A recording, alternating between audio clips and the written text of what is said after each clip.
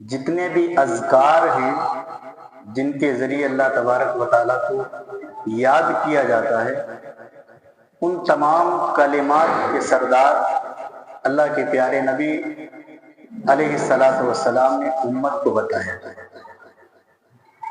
اور اس کی فضیلت، اس کی اہمیت، اس کا مقام بھی امت کو بتایا۔ وہ کیا ہے؟ بخاری کی روایت، حدیث راوی حدیث حضرت شداد بن اوس رضی اللہ تعالیٰ عنہ بیان فرماتے ہیں، ان النبی صلی اللہ علیہ وسلم سید الاستغفار انہا تقول، حضرت شداد بن اوس رضی اللہ تعالیٰ عنہ بیان فرماتے ہیں کہ اللہ کے نبی علیہ الصلوۃ والسلام سید الاستغفار اس طرح سے کہا کرتے تھے۔ سید الاستغفار، جو استغفار کے سب سے بڑے اور اہم ہیں، یوں سمجھ لیجئے کہ کلمات کے سب کلمات کے سردار ہیں۔ کچھ لوگوں کو یاد ہوگا، کچھ لوگوں کو یاد نہیں ہوگا، یا کچھ لوگوں کو اس کی فضیلت معلوم ہوگی تو پڑھتے ہوں گے الحمدللہ، کچھ لوگوں کو فضیلت معلوم نہیں تو فضیلت حاصل کر کے پھر اس کو پڑھنے کی کوشش کریں۔ وہ کیا ہے؟ اللہم انت ربی لا الہ الا انت خلقتنی وانا عبدک وانا علی عہدک ووعدک ما استطعت اعوذ بک من شر ما صنعت ابوء لک بنعمتک علی وابوء لک بذنبی فاغفر لی فانہ لا یغفر الذنوب الا انت۔ بہت جامع دعا ہے، بہت ہی جامع، اور اس کے اندر جو الفاظ اللہ کے نبی جناب محمد رسول اللہ صلی اللہ علیہ وسلم نے جو کلمات ایڈ کیے نبی علیہ الصلوۃ والسلام نے، وہ غور و فکر کرنے کی ہے، اور ان کلمات ہی کی وجہ سے اس دعا کو سید الاستغفار کہا گیا ہے۔ کیا ہے معنی؟ اللہم انت ربی، اے اللہ تو ہی میرا رب ہے۔ سب سے پہلا جملہ، اے اللہ تو ہی میرا رب ہے۔ لا الہ الا انت، تیرے علاوہ کوئی معبود نہیں۔ جانتے ہیں صرف یہ کلمات، لا الہ الا اللہ، یہ کلمات زمین و آسمان اور زمین و آسمان کی تمام چیزیں ترازو کے ایک پلڑے میں رکھ دیا جائے، اور صرف لا الہ الا اللہ کو ترازو کے دوسرے پلڑے میں رکھ دیا جائے، کعبے کے رب کی قسم ہے لا الہ الا اللہ کے ترازو کا پلڑا بھاری ہو جائے گا۔ اتنا جامع کلمہ۔ اللہم انت ربی، اے اللہ تو میرا رب ہے، تو ہی میرا رب ہے۔ لا الہ الا انت، تیرے علاوہ کوئی معبود نہیں۔ خلقتنی، اے اللہ تو نے مجھے پیدا کیا۔ وانا عبدک، اے اللہ میں تیرا بندہ ہوں۔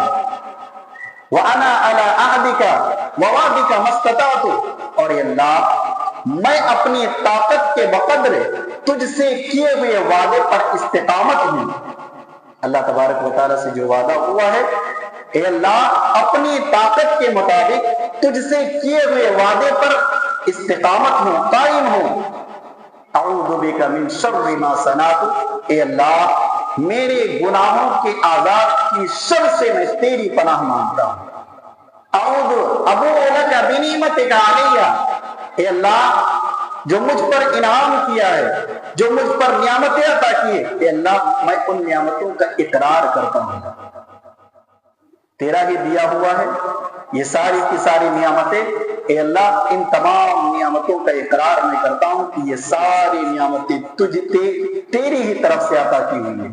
ابوء لک بنعمتک علی وابوء لک بذنبی، اور اللہ میں اپنی تمام گناہوں کی تیرے سامنے پیش کرتا ہوں کہ اللہ تمام گناہوں کا اقرار میں تیرے سامنے کرتا ہوں۔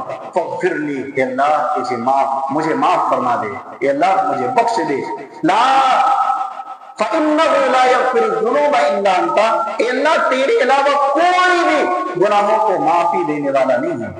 کتنا جامع الفاظ ان کلمات کے اندر، سید الاستغفار کے اندر پیارے نبی جناب محمد رسول اللہ صلی اللہ علیہ وسلم نے فرمایا۔ اب یہ سید الاستغفار ہے، اس کی فضیلت کیا ہے؟ نبی علیہ الصلوۃ والسلام نے اسی حدیث کے اندر فرمایا، من قالها النهار موقنا فمات قبل ان يمسي اللہ کے نبی علیہ الصلوۃ والسلام نے ارشاد فرمایا جس نے ان کلمات کو ہر کلمات کو یقین کے ساتھ پڑھا اور اس کی موت ہو گئی قبل ان یمسی، رات ہونے سے پہلے، فہو من اہل الجنہ، وہ شخص جنتی ہے۔ اللہ اکبر۔ صبح کے وقت پڑھا، یقین کے ساتھ پڑھا ان کلمات کو، شام ہونے سے پہلے اس کی موت ہو رہی ہے، جناب محمد رسول اللہ صلی اللہ علیہ وسلم نے ارشاد فرمایا فہو من اہل الجنہ، وہ جنتی ہے۔ ومن قالها الليل موقنا فمات قبل ان يصبح، پھر نبی علیہ الصلوۃ والسلام نے ارشاد فرمایا جس نے اس کلمات کو رات کے وقت پڑھا، فمات قبل ان يصبح، اور اس کی موت صبح ہونے سے پہلے ہو رہی ہے، فہو من اہل الجنہ، وہ شخص جنتی ہے، وہ شخص جنتی ہے۔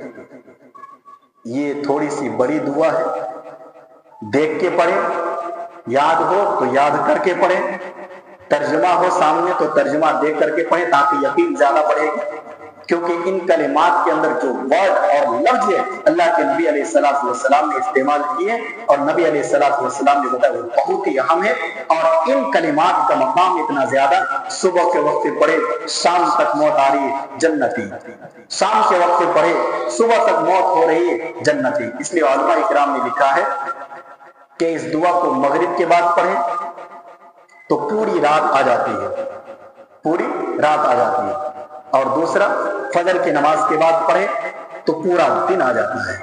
اس طرح سے 2 ٹائم اس کو معمول بنا لیجیے اپنے زندگی کا، انشاءاللہ اللہ تبارک و تعالیٰ انہی کلمات کی وجہ سے جنت کے اندر داخل فرمائے۔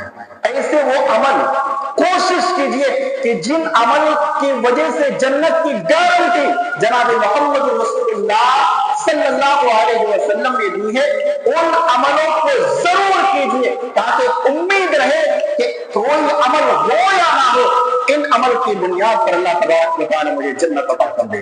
رب کریم سے دعا ہے الہ العالمین ہمیں ان کلمات کو ہر صبح و شام پڑھنے کی توفیق عطا فرما، آمین۔ وآخر دعوانا الحمدللہ۔